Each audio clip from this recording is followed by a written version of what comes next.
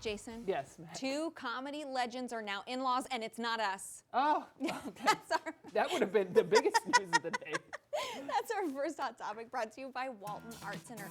Eddie Murphy has revealed that his son has married Martin Lawrence's daughter, officially making the comedy star's in-laws. So back in November, film fans were super shocked and excited upon the revelation that the Hollywood star's children, Eric Murphy and Jasmine Lawrence, were set to tie the knot. Now, back in 2022, Jasmine revealed that it was actually her uncle who introduced her to her husband-to-be. She said, quote, "It wasn't even our dads, and they've done 2 movies together." So I think that's great. There was some like joking where Eddie Murphy was like, you know, they had a small ceremony, so he's like, yeah, Martin didn't have to pay for a big wedding. Right, and, of course. Anyway, but it's cool that these 2 are now in-laws. Yeah, icons, and they're now in-laws. I need a movie of this.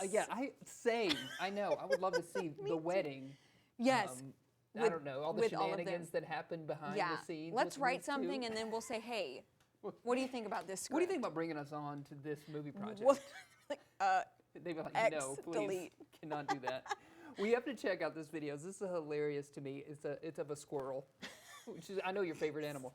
The curious squirrel took the field yesterday during a Major League Baseball game that happened in Detroit. So the player, to be named later, was spotted scampering around the outfield as the game continued at Comerica Park in the top of the first inning.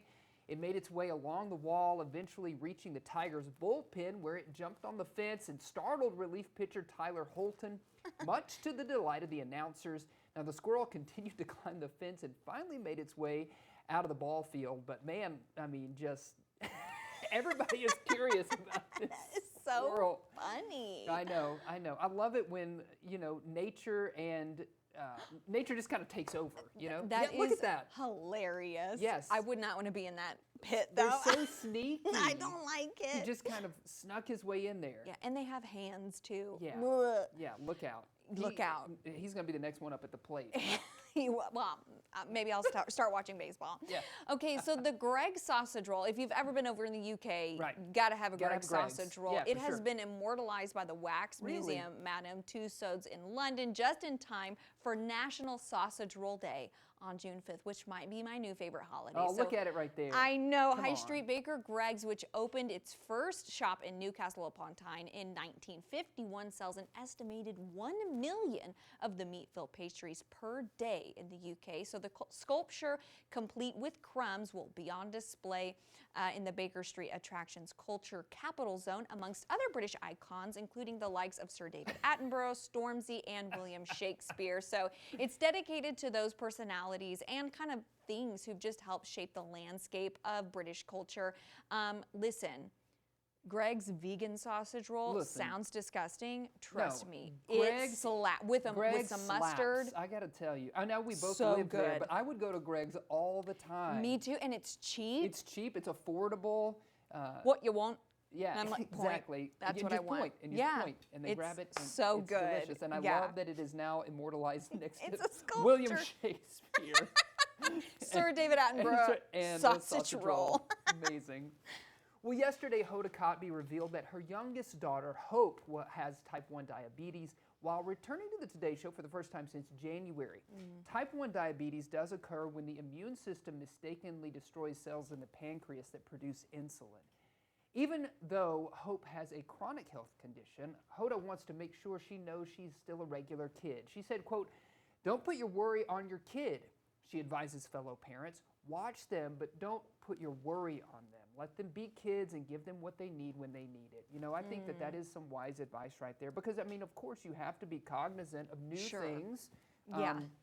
But let a kid be a kid. Yeah, that's already a life-changing diagnosis. So you don't want to scare them any more than necessary, right? So, yeah, I loved her philosophy on this. I'm sure it's changed all of their lives, but, you know, you can live with it and just learn how to adapt. And maybe become an advocate and a spokesperson. 100%. Bringing it more into the public perspective so that we can get much needed help. I agree. And care around that. Totally. Well, if you are planning a trip to Hawaii in 2026, you'll have to pay a little bit more. What? due to a new bill that has been passed. So on May 27th, Hawaii established a climate impact fee. So the current transient accommodations tax will be increased by 0.75% in an effort to help increase funding for environmental stewardship. So that means that hotels, cruise ships, and vacation rentals will be more expensive. Hawaii Governor Josh Green believes that the bill will improve the state's climate change resiliency projects. So it goes into effect on the 1st of January. And you know, if you think about it, it's a small island. How many attractions have they built over the years, and how many planes and ships and all that go over there? I mean, it's not good for it, right? I know. I mean, if you look at the beach at Honolulu, there's just so much, you know, hotels, condos, all of those sorts of things. And I mean, I'd love to visit it too, but also it's like, yikes. Yeah, let's take care of Mother Nature a little bit. Yeah. Right. Well, you may know the old rhyme about Jack and Dill tumbling down a hill. You heard that one? Oh, have I? Yes, but in England, folks are intentionally falling for food. So each year, crowds gather to race down a steep 180-meter hill, chasing a 9-pound wheel of double Gloucester cheese. What? The first to the bottom wins the cheese and some serious bragging rights. Now, this year's big winner was German YouTuber Tom Kopke, taking the overall title once again. And New Zealander Byron Smith took first in the final men's race after placing second last year. So, man, look at this. It is risky, chaotic, and historic, with no deaths actually reported since it began back in the 1800s, but it does look like tons of turned ankles. I mean, can you believe these people just throw themselves down this hill after a wheel of cheese? Your face says it all right now. I know that maybe people in Europe think Americans are dumb, but can we just say that so many weird stuff goes on in the UK? Remember the gravy wrestling and now this? Yes, of course. Yes. I love their different, everybody kind of has a different technique, right? Some of them just like, I'm going to fall on my backside, or I'm just going to throw myself down this hill to I try like to the win. catchers. I know. There's just clutch. I think they involved the rugby team down there to oh just my sort gosh, of catch and the them. way that their heads are, I mean, I'm not trying to laugh at them being hurt. But you are. But their heads are glunk, glunk, glunk. Yes. And I'm like, what is going on? Yes. The brain is rattling around. All for bragging rights. Yeah, about I don't really cheese. want to hear folks over there talking about America anymore, okay? Yeah. Listen, I ain't doing stuff like that. Yes. So, Have you ever had cheese that would make you tumble down a hill to try to get it? You know what? Dairy free, honey. Yes. Dairy free. So Yes. I ain't running after no cheese. Yes. No cheese here. All right.